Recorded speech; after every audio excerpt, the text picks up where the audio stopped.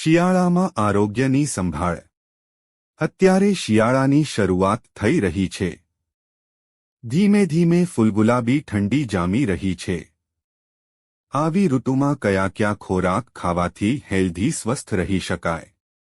આયુર્વેદમાં ઋતુઓનું વર્ણન કરેલ છે. શિશિર, વસંત, ગ્રીષ્મ, વર્ષા, શરદ અને હેમંત.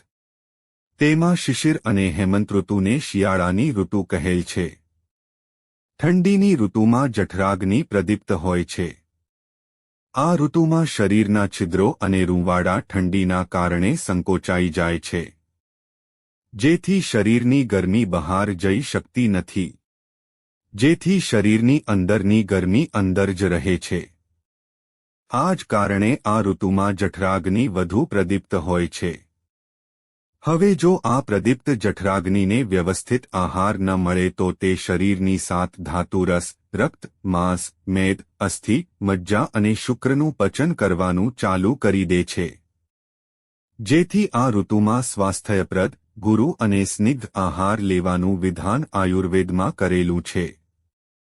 આ ઋતુમાં તલ, ખજૂર, ગાજરનો હલવો, દૂધીનો હલવો, કચરિયું, સિંગની ચીકી, તલની ચીકી વગેરે ખાવું હિતાવહ છે. ખીર, બેસનના લાડુ, ડાયફ્રૂટ ચીકી, અડદની દાળ, મગની દાળનો હલવો વગેરે આ ઋતુમાં લેવું જોઈએ.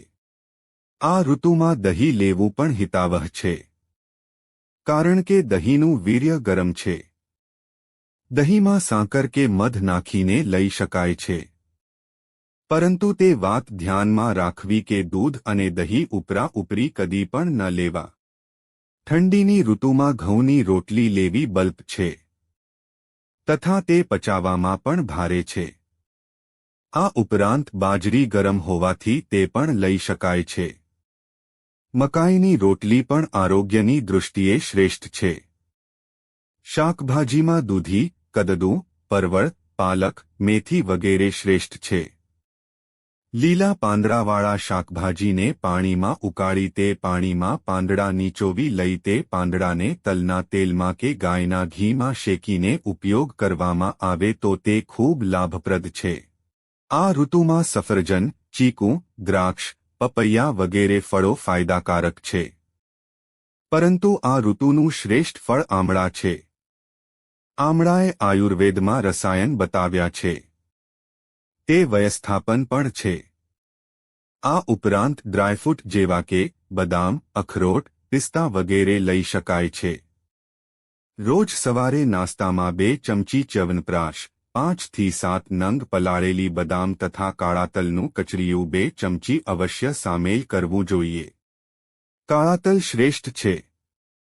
કાળા તલને ક્રશ કરી તેમાં ગોળનો ભૂકો તથા ડ્રાયફ્રૂટ્સ નાખી ઘેર જ સ્વાસ્થ્યપ્રદ કચરિયું બનાવી શકાય છે. બહારથી લાવેલી ચીજો કરતાં ઘરે જ બનાવેલી ચીજો સ્વાસ્થ્યપ્રદ હોય છે. તેથી ઘરની જ ચીજો ખાવાનો આગ્રહ રાખવો. આ ઋતુમાં ખાંસી, શરદી, કફ, તાવ જેવા લક્ષણો પણ ઘણું ખરું રહેતા હોય છે. જેમાં રસોડાની ઔષધોમાં તુલસી અને આદુસીના રસમાં 1/2 ચમચી ત્રિકટું ચૂર્ણ મેળવી તથા મધ ઉમેરી પીવાથી શરદી ખાંસીથી રાહત મળે છે. આ ઉપરાંત બહેડા ચૂર્ણ, વાસા ધનવટી, સિતોપલાદી ચૂર્ણ, કંટકારી અવલેક વગેરે પણ વૈદ્યની સલાહ મુજબ લઈ શકાય છે. વાસાવરડુસીએ કાસાધન છો અને શરદી ખાંસી ઉપર શ્રેષ્ઠ ઔષધ બતાવેલું છે. આ સિવાય ઠંડીના દિવસોમાં ચામડી રૂક્ષ થઈ જાય કે ફાટી જાય ત્યારે ત્વચાને મુલાયમ રાખવા માટે 1. શરીર પર તલના તેલનું અભ્યંગ કરવું. 2. ત્વચા ખૂબ રૂક્ષ થઈ ગયેલ હોય ત્યારે ચણાનો લોટ, હળદર અને મલાઈ મિક્સ કરી તેનું ઉબટન લગાવી શકાય છે. તેનાથી ત્વચા ખૂબ જ કાંતિવાન થઈ જાય છે. 3. આ ઉપરાંત કોલ્ડ ક્રીમ, બદામનું તેલ, ઓલિવ ઓઇલ કે જૈતુન તેલનો ઉપયોગ કરવાથી ત્વચાની શુષ્કતા દૂર કરી શકાય છે.